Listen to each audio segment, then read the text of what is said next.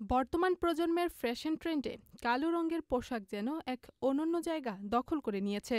তরুণ তরুণীদের কাছে ব্ল্যাক শুধু একটি স্টাইল নয়, বরং ব্যক্তিত্ব ও আত্মবিশ্বাসের প্রকাশ। কেউ মনে করেন কালো মানে সহজ আর স্মার্ট, কেউ বলেন এটি সব সময়ের জন্যই মানানসই। আবার কারো কাছে ব্ল্যাক এমন এক রং যা ভিড়ের মধ্যেও আলাদা করে তুলে ধরে নিজেকে। ব্ল্যাকটাই আসলে বেশি পড়া হয় আমার, আর প্যান্টও আমি ব্ল্যাকে পরি। আর যদি অন্যান্য কালারের মধ্যে যেমন আমি নেভি ব্লুটা লাইক করি। আমি এখন আশেপাশে তাকাই, যে কালারও যদি আমি দেখি, যেমন ওই যেখানে একটা ভাইয়া ব্ল্যাক কালার টি শার্ট পরে আছে, উনি যেমনই হোক ওনাকে ব্ল্যাকটা মানে স্যুট করবেই।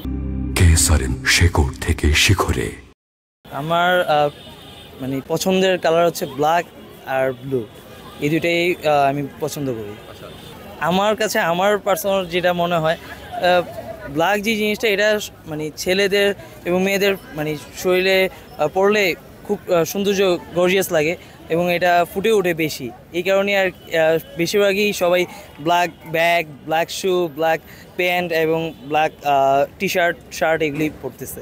তারা তো বলে হ্যাঁ ভিন্ন কিছু ট্রাই করাটাই বেটার, বাট আমাদের এখন তরুণ যারা আছি তারা সবসময় ব্ল্যাকটাই পছন্দ এবং ব্ল্যাকটাই যতবারই কিনি না কেন ওইটার শেষ মানে হইতে চায় না, বারবার ব্ল্যাকটাই কিনতে চাই আমরা। সব থেকে ব্ল্যাক পছন্দ আমার, সব থেকে একটি সুন্দর কালো আছে পছন্দের জিনিস, এটা সব থেকে পছন্দের জিনিস।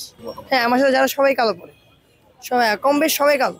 আমাদের সার্কেলটাই পুরো অর্ধেকই কালো দিয়ে চলতেছে। আগে ছিল সাদা, পরে ছিল লাল, তো ধরিনি না, আমি সপ্তাহের সময় কালো পরি।